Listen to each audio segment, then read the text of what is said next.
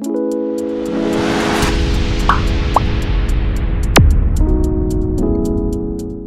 រី អសតការីចាជំរាបសួរចាជំរាបសួរនារយៈពេលចុងក្រោយនេះគេសង្កេតឃើញថាមានថ្នាំក្លែងក្លាយជាច្រើនដែលធ្វើចរាចរណ៍នៅលើទីផ្សារអឺរ៉ុបដូច្នេះមានន័យថានៅលើទីផ្សារអាស៊ីនិងតាមបណ្ដាប្រទេសក្រីក្រកំពុងអភិវឌ្ឍនោះរឹតតែមានច្រើនជាងនេះទៅទៀតមែនថាអញ្ចឹងទេចា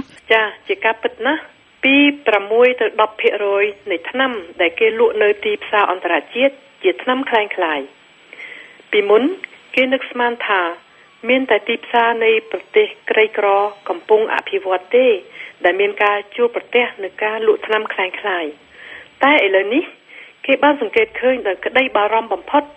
ថាថ្នាំក្លែងក្លាយក៏មានគេនាំចូលមកលក់នៅគ្រប់ប្រទេសតែម្ដងមិនថាប្រទេសមានឬប្រទេសក្រីក្រទេចា៎ហេតុនេះហើយបានជាអង្គការសុខភាពពិភពលោក l'Organisation mondiale de la santé OMS និងអង្គការដទៃទៀតដូចជាអង្គការ Food and Drug Administration FDA នៃប្រទេសអាមេរិកបានសន្មតថាថ្នាំក្លែងក្លាយ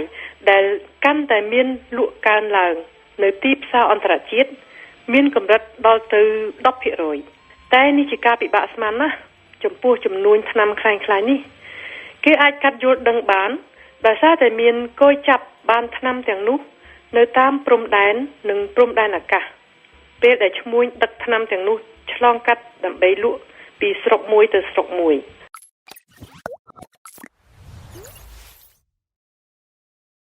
នៅប្រទេសមានឥឡូវគេជួបប្រទះការប្រើប្រាស់ថ្នាំក្លែងក្លាយច្រើនដោយសារតែមានអ៊ីនធឺណិតដែលបានដុះដាលយ៉ាងខ្លាំងក្នុងរយៈពេល10ឆ្នាំកន្លងមកនេះចា៎ខ្ញុំសូមបញ្ចប់ដោយសូមជម្រាបថាតាមព័ត៌មានចេញពី OMS យើងបានដឹងថារហូតមកដល់ឆ្នាំ2010នេះការលក់ថ្នាំក្លែងក្លាយបានរីកដាលយ៉ាងច្រើននៅក្នុងទីផ្សារអន្តរជាតិរហូតដល់ចំនួនតម្លៃគិតទៅ75,000 លានដុល្លារអាមេរិក75 milliards de dollars américains នៅស្រុកបារាំងលោកអតីតប្រធានាធិបតី Jacques Chirac ដែលបានបង្កើតមូលនិធិ La Fondation Jacques Chirac បានធ្វើការអំពាវនាវនៅពេលធ្វើមហាសន្និបាតប្រឆាំងនឹងការរីកដាលនៃថ្នាំក្លែងក្លាយនៅកូតូនូស្រុកបេណាំងនៃទ្វីបអាហ្វ្រិកដល់រោងចក្រផលិតឱសថត្រឹមត្រូវតាមច្បាប់ទាំងអស់ក្នុងពិភពលោកឲ្យមានការប្រយ័ត្ននិងទទួលខុសត្រូវដើម្បីប្រឆាំងនឹងវិបត្តិនៃអំពើទុច្ចរិតនេះដើម្បីការពារសុខភាពនៃប្រជាជនទាំងអស់ក្នុងពិភពលោកក៏ប៉ុន្តែជាទូទៅបណ្ដាជនទាំងឡាយនោះមិនដឹងផងថាអ្វីទៅជាថ្នាំក្លែងក្លាយតើគេអាចសម្គាល់បានដែរឬទេថាថ្នាំនេះជាថ្នាំសុទ្ធថ្នាំណាជាថ្នាំក្លែងក្លាយនោះចាថ្នាំក្លែងក្លាយជាថ្នាំដែលឈ្មួញទុច្ចរិតបានផលិតឡើងដោយមិនត្រឹមត្រូវហើយបិទផ្លាកឲ្យដូចថ្នាំមែនទែនដោយគេមិនអាចដឹងបានថាវាផលិតនៅទីណាឬក៏ចេញពីប្រភពណាទេគេអាចសង្កេតឃើញថាថ្នាំក្លែងក្លាយមានលក្ខណៈ3យ៉ាងទី1ថ្នាំនោះមានប្រអប់និងសមាសកម្ម composition ដូចថ្នាំមែនទែនទី2ថ្នាំនោះមានសមាសកម្មខុសពីថ្នាំមែនទែនដោយមានកម្រិតថ្នាំជាតិសកម្ម principe actif តិចជាងថ្នាំមែនទែនឬក៏អត់សោះតែម្ដងចាជួនកាលឃើញថាមានម្សៅពោតអីចឹងទេតាចាទី3មានប្រអប់ក្លែងក្លាយដែលអាចដាក់បន្លាយថ្ងៃកំណត់នៃថ្ងៃដែលហួសកំណត់ចាហួស delay ថ្នាំក្លែងក្លាយដែលមានកម្រិត principe actif កម្រិតសកម្មនោះតិចជាងធម្មតាគឺមានន័យថាថ្នាំនោះពុំសូវមានប្រសិទ្ធភាពទេដូច្នេះអ្នកជំងឺនឹងអាចជួបភាពស៊ាំនឹងថ្នាំនោះដែរឬទេចុះតើនឹងមានគ្រោះថ្នាក់អ្វីធ្ងន់ធ្ងរជាងនេះដែរឬក៏អត់ចាឬមួយក៏ជាគ្រោះថ្នាក់នោះវាផ្អែកទៅលើប្រភេទថ្នាំនីមួយៗដែលពិបាកនឹងពិពណ៌នានោះលោកស្រីចាថ្នាំក្លែងក្លាយអាចបង្កឲ្យមានគ្រោះថ្នាក់ដូចតទៅទី1បើសិនជាថ្នាំនោះ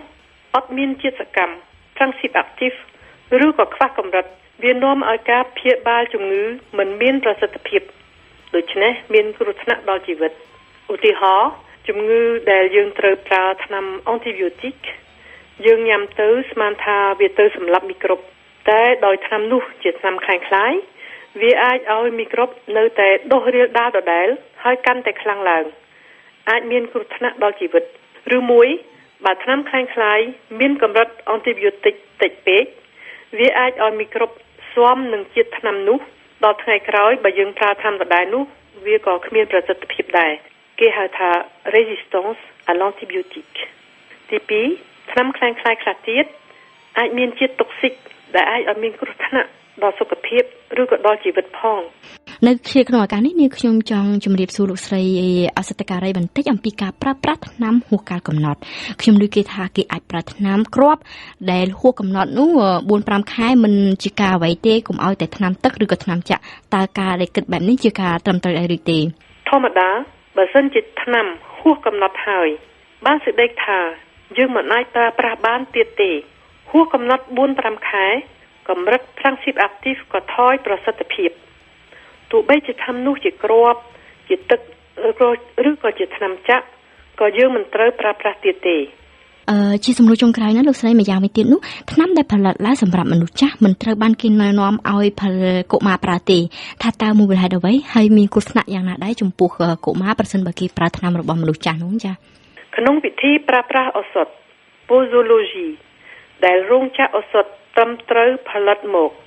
គេសុទ្ធតែមានធ្វើការពិសោធន៍ដើម្បីឲ្យដឹងថាតើកម្រិតថ្នាំប៉ុន្មានត្រូវឲ្យទារកប្រើកម្រិតថ្នាំប៉ុន្មានត្រូវឲ្យក្មេងឬក៏មនុស្សចាស់ប្រើដូច្នេះបានសេចក្តីថាគេត្រូវប្រាប់ឲ្យដឹងនៅការប្រើប្រាស់ posology កម្រិតតិចសម្រាប់ក្មេងនិងកម្រិតធំសម្រាប់មនុស្សចាស់ថ្នាំខ្លះទៀតដោយធ្វើពិសោធន៍ទៅប្រើបានតែសម្រាប់មនុស្សចាស់ក្មេងប្រើមិនបានដូច្នេះយើងត្រូវគោរពតាមឱវាទនៃវិជ្ជបញ្ជាទើបគ្មានគ្រោះថ្នាក់ចាស់ប្រើយកមកឲ្យកូនក្មេងប្រើគឺថាមានគ្រោះថ្នាក់ណាស់អាចដល់ជីវិតនិងអាចមានផលវិបាកផ្សេងទៅថ្ងៃក្រោយហើយខ្ញុំសូមបញ្ជាក់ទៀតថាដើម្បីជៀសវាងការក្លែងបន្លំនេះយើងត្រូវទិញថ្នាំតាមបណ្ដាញឱសថស្ថានដែលមានច្បាប់បើកត្រឹមត្រូវចេញពីក្រសួងសុខាភិបាលហើយដែលមានឱសថការីជាអ្នកទទួលខុសត្រូវចាអរគុណលោកស្រីអសតការីសូមបញ្ជាក់ថាលោកស្រីអសតការីខុនវ៉ារីគឺជាប្រធានសមាគមមិត្តនិស្សិតនិងអសតការីខ្មែរនៅប្រទេសបារាំង